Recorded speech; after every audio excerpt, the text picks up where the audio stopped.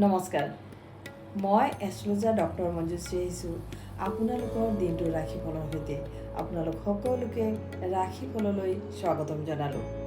আজি 1946 শকাব্দৰ ভাদ মাহৰ 10 দিন, ইংৰাজী 27 আগষ্ট। আজিৰ দিনটোত যিসকল জাতক জাতিকাই জন্মগ্ৰহণ কৰিব তেওঁলোকৰ বৃষ ৰাশি, ক্ষুদ্ৰবৰ্ণ, মতান্তৰে বৈশ্যবৰ্ণ, মনুষ্যগণ, সাপৰ অস্থি, মাহেন্দ্ৰ যোগ, অষ্টোত্তৰী, ৰবি আৰু বৃহস্পতি চন্দ্ৰ টকা। আজি সূৰ্য উদয় 5:03:29, সূৰ্য অস্ত 5:46:07। আজি তিথি কৃষ্ণা অষ্টমী তিথি। এইবাৰ আপোনালোকৰ ৰাশিফল লৈছোঁ। ৰাশিফল আৰম্ভ কৰিছোঁ মেঘ ৰাশিৰে। মেঘ ৰাশিৰ লোকসকলে আজি সাহস আৰু মনোবল গোটাই দিনটোৰ শুভাৰম্ভ কৰিব। যিকোনো কাম হাতত ল'লে মনোবল আৰু সাহসেৰে কাম হাতত ল'ব।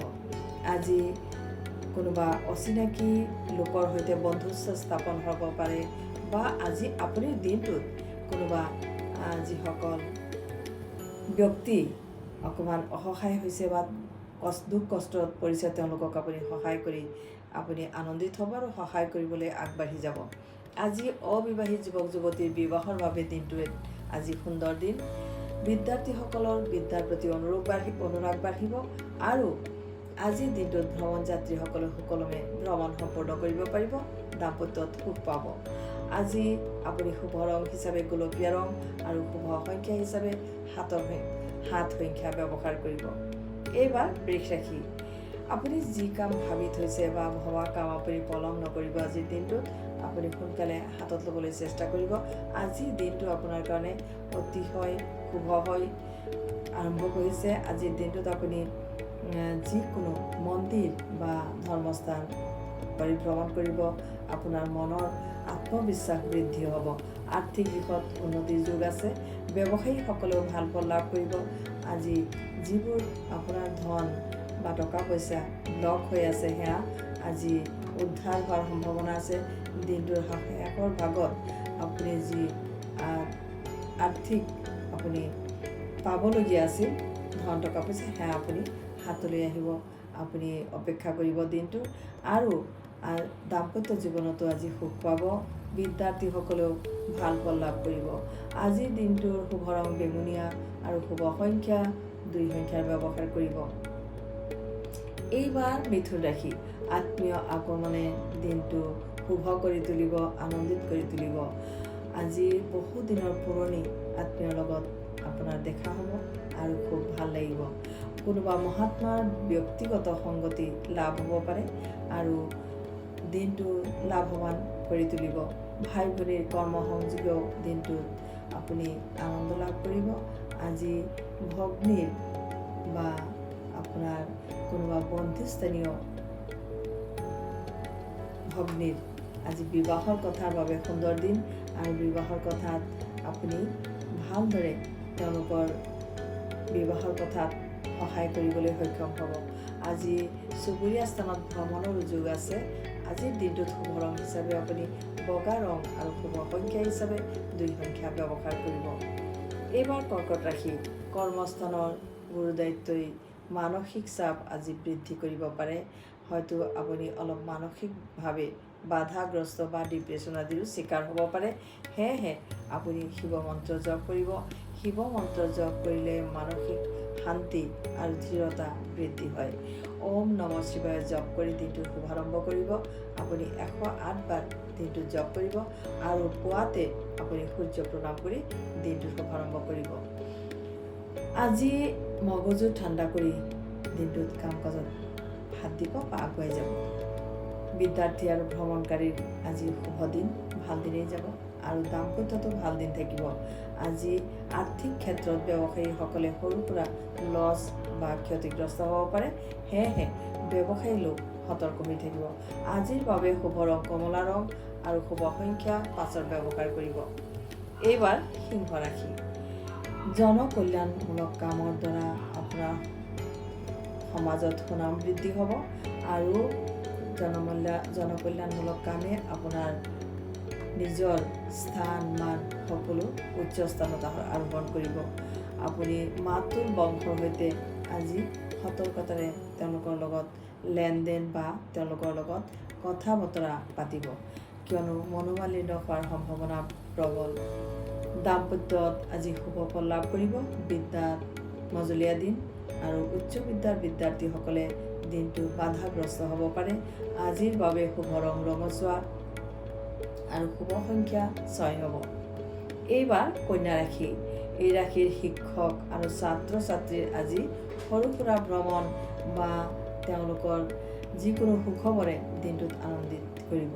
আজি দাম্পত্যত সৰু সুৰা আপুনি উপহাৰ আদি লাভ কৰি সুখী হ'ব। মৰম আৰু প্ৰীতি ভাৱ অটুট থাকিব। আজি যিসকল প্ৰেমিক প্ৰেমিকা তেওঁলোকেও আজিৰ দিনটো ভালদৰে উপভোগ কৰিব পাৰিব। ভ্ৰমণত আজি শুভ ফল লাভ কৰিব। বিদ্যাৰ্থীসকলেও আজিৰ দিনটোত শুভ ফল লাভ কৰিব। আজিৰ বাবে শুভ ৰং কমলা ৰং আৰু শুভ সংখ্যা 3 ব্যৱহাৰ কৰিব। এইবাৰ তুলা ৰাশি। প্ৰবাসী লোকসকল যিসকল বিদেশত আছে বা প্ৰবাসত আছে তেওঁলোকে ঘৰলৈ যাত্ৰা কৰিবৰ মন কৰিব আৰু বহুতে হয়তো যাত্ৰা কৰিব। প্ৰেম প্ৰণয় আৰু স্বামী স্ত্ৰীৰ মাজত আজি মধুৰ সম্পৰ্কই বিৰাজ কৰিব। উচ্চ বিদ্যাত বাধাৰ সৃষ্টি হ'ব পাৰে আৰু বিদ্যাৰ্থীসকলে বিভিন্ন বাধাৰ সন্মুখীন হৈ মনৰ আজি অশান্তি বা ডিপ্ৰেশ্যন আদিত ভুগিব পাৰে। সেয়েহে দিনটো সতৰ্কতাৰে পাৰ কৰিব। এই ৰাশিৰ বিদ্যাৰ্থীসকলে পুৱাতে সূৰ্য প্ৰণাম কৰিব। সূৰ্যদেৱক অৰ্ঘ্য দান কৰিব পাৰে। আপুনি তামৰ পাত্ৰ এটি লৈ পেলাই তাত অকণমান পানী ল'ব, তাত মিঠা বস্তু দিব, চেনি বা গুড় দি পেলাই। গুড় মিঠাই হ'লে বেছি ভাল, কাৰণ যি কুঁহিয়াৰ সূৰ্যদেৱৰ অতি প্ৰিয় হয়। সেয়েহে কুঁহিয়াৰৰ ৰস সূৰ্যদেৱৰ প্ৰিয়। তাৰ বাবে গুড় মিহলি পানী সূৰ্যদেৱক অৰ্ঘ্য হিচাপে আপুনি দান কৰিলে সূৰ্যদেৱ সন্তুষ্ট হৈ ভৱিষ্যতৰ উজ্জ্বল পথ আপোনাৰ সূৰ্যদেৱে ভৱিষ্যতৰ যি পথ সেয়া সুগম কৰিব। আজি শুভ ৰং হিচাপে কফি ৰং আৰু শুভ সংখ্যা হিচাপে 2 সংখ্যা ব্যৱহাৰ কৰিব। এইবাৰ বৃশ্চিক ৰাশি। পথ কষ্টৰ উপৰিও অনৰ্থক আজি অৰ্থ ব্যয় বা অনৰ্থক কথা বতৰাৰ বাবে আপুনি মনোকষ্ট পাব পাৰে। মিছাকৈ আপুনি কিছুমান অলাগতীয়াল কামত লিপ্ত হ'ব পাৰে। সেয়েহে অলাগতীয়াল কথা বা অলাগতীয়াল কাম বৰ্জন কৰি দিনটো পাৰ কৰিব। সন্তানৰ শাৰীৰিক স্বাস্থ্যৰ ক্ষতি হ'ব পাৰে। সন্তানৰ ওপৰত সুনজৰ দিব। আপুনি যিসকল ব্যক্তি ব্যৱসায়ী তেওঁলোকৰ ব্যৱসায়ৰ বাবে ভাল দিন।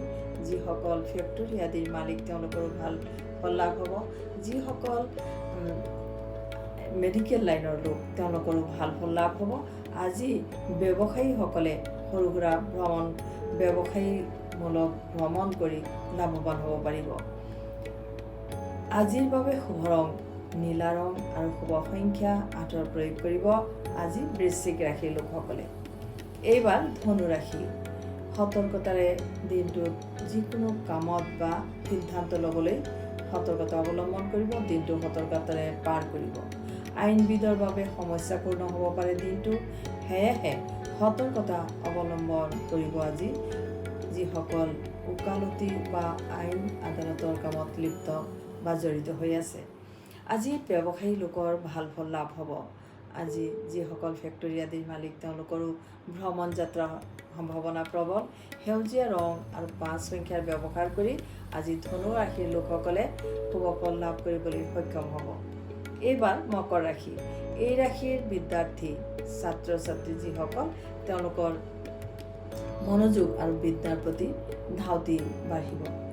তেওঁলোকৰ বন্ধুৰ প্ৰতি মৰম প্ৰীতি বৃদ্ধি হ'ব।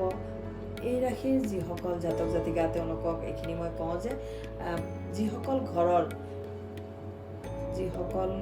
আপোনাৰ ঘৰৰ মুখীয়া বা বৃদ্ধ যিসকল তেওঁলোকক আজি শ্ৰদ্ধাৰে আপুনি কিবা এটা মিঠা বস্তু বা খোৱা বস্তু তেওঁলোকক প্ৰদান কৰিব।